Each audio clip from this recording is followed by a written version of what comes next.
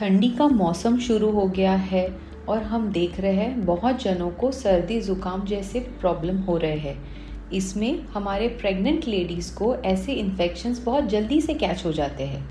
इसीलिए आज इस वीडियो में हम डिस्कस करेंगे कि हम सर्दी ज़ुकाम जैसे प्रॉब्लम्स को कैसे दूर रखें, इससे कैसे बच सकते हैं और अगर मानो हमें सर्दी ज़ुकाम प्रेगनेंसी में हो भी गया तो कुछ होम रेमेडीज़ से कैसे इसे दूर रह सकते हैं। मैं हूँ doctor Neha Jadhav, obstetrician, gynaecologist और टेस्ट ट्यूब बेबी कंसल्टेंट। पिछले 10 सालों से पिंपले सौदागर पुणे में प्रैक्टिस कर रही हूँ। नॉर्मल इंसानों को जब भी सर्दी खांसी ज़ुकाम हो जाता है तो मार्केट में बहुत सारी मेडिसिन अवेलेबल होती है जो हम वो इजीली ले सकते हैं, पर प्रेगनेंसी में ऐसा नहीं है। हमें बहुत सारी लिमिटेड मेडिसिन होती है जो सिर्फ प्रेगनेंसी में चलती है, क्योंकि प्रेगनेंसी में कोई भी दवा देते वक्त हमें ना कि सिर्फ मदर का बल्कि उसका होने वाले बेबी पे असर का भी ध्यान देना पड़ता है। प्रेगनेंसी जो है ये एक इम्यूनो सप्रेसेंट कंडीशन होती है, यानी कि प्रेग्नेंट महिला की इम्यूनिटी और लोगों से कम हो जाती है, इसीलिए वो किसी भी इन्फेक्शन का शिकार जल्दी बन जाती है। इसीलिए बहुत इम्पॉर्टेंट होता है कि आप आपकी इम्यूनिटी पे ध्यान दें और ऐसी चीज़ें खाएं जिससे आपकी इम्यूनिटी इम्प्रूव हो। जैसे ही सर्दी का मौसम शुरू होता है आपको उन चीज़ों से दूर रहना है जिससे आपको सर्दी खांसी और ज़ुकाम जल्दी से पकड़ जाए, जैसे कि ठंडी चीज़ें, कोल्ड ड्रिंक्स, आइसक्रीम, जूसेस जो बहुत ठंडे होते हैं, या फिर कोई भी चीज़ डायरेक्टली फ्रिज में से निकाल के उसका सेवन ना करें ताकि आपको वो इन्फेक्शन जल्दी से ना पकड़ पाए।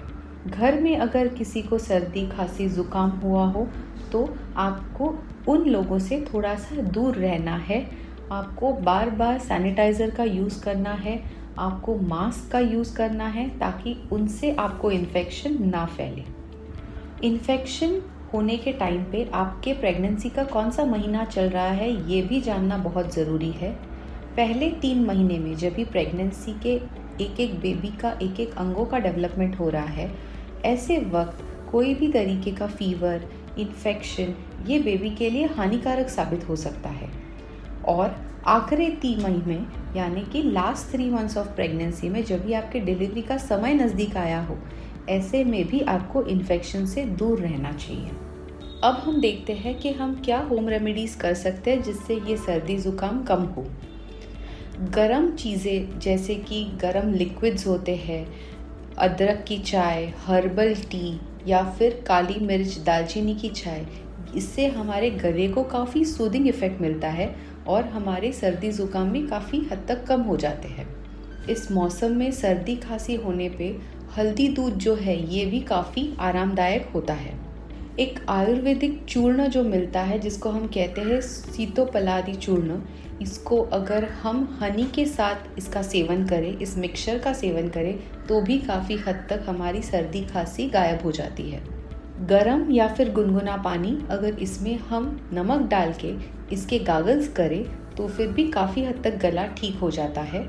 और आजकल मार्केट में बीटाडीन गागल्स भी मिलते हैं, उसको भी पानी में डाल के गागल्स करने से काफ़ी हद तक इन्फेक्शन दूर हो जाता है।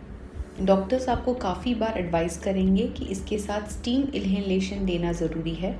आजकल रेडीमेड स्टीमर मिलते हैं, सो स्टीम इन्हेलेशन आप उससे कर सकते हो। उसमें कोई वेपराइज़र के टैबलेट्स या फिर विक्स या मेंथॉल के टैबलेट्स भी उसमें डाल के काफ़ी हद तक आपका नेज़ल कंजेशन कम हो जाता है। नेज़ल कंजेशन कम करने के लिए जो मार्केट में अवेलेबल बाम होते हैं या विक्स होता है, आप उसको भी ऊपर तरीके से लगा सकते हो।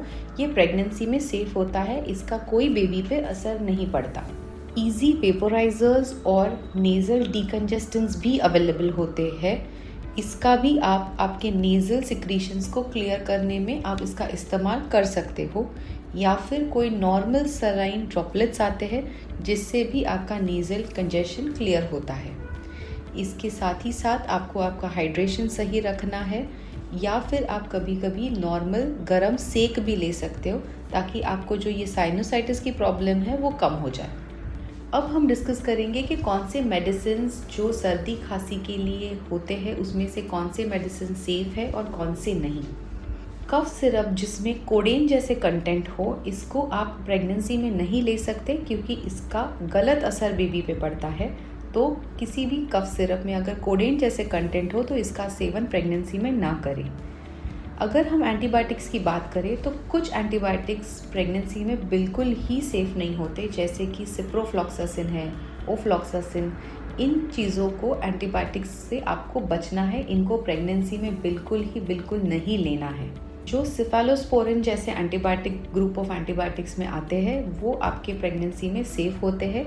इसीलिए आप जब भी आपके फिजिशियन से मिले उनको ये बताना ज़रूरी है कि आपके प्रेगनेंसी का कौन सा महीना चल रहा है, ताकि वो आपको एग्जामिन करके सही तरीके का मेडिसिन एंटीबायोटिक सही डोज में आपको दे, ताकि आपको इन इन्फेक्शन से जल्दी रिलीफ मिले। मार्केट में कुछ कफ लॉजेंजेस होते हैं, जैसे कि विक्स है या फिर हनीट्रस ड्रॉपलेट्स है या फिर स्ट्रेप्सिल्स है।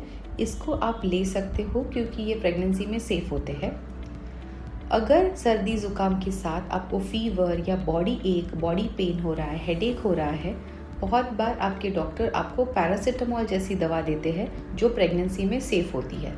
अगर आपको ये सर्दी ज़ुकाम किसी एलर्जी के कारण हो रहा है, यानी कि जिसको हम कहते हैं एलर्जिक राइनाइटिस, उसमें आपको आपके डॉक्टर कोई एंटी एलर्जिक मेडिकेशंस प्रिस्क्राइब करेंगे जो कि सही डोज में सेफ़ होते हैं।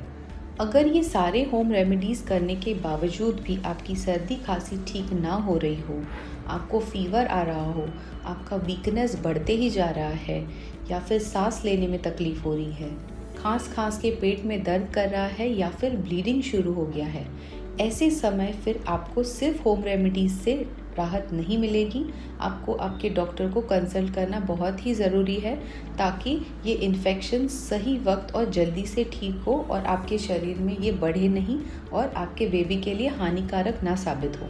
प्रेगनेंसी में इम्यूनिटी कम होने के कारण हम सारे लेडीज़ को एक इन्फ्लुएंजा वैक्सीन एडवाइस करते हैं, जिसको किसी भी महीने में लिया जा सकता है, पर ज़्यादातर के हम इसको 6 मंथ ऑफ प्रेगनेंसी में सारे लेडीज़ को देते हैं जो भी हमारे हॉस्पिटल में आते हैं, ताकि इन इन्फ्लुएंजा जैसे सिम्टम्स से, इन इन्फेक्शन से हम आपको बचा सकें और प्रेगनेंसी में फ्लू जैसे सिम्टम्स कम हो और ऐसे बीमारियों से हम दूर रहें।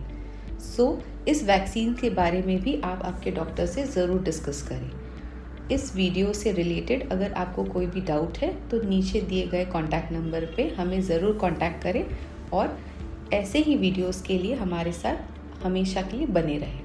Thank you.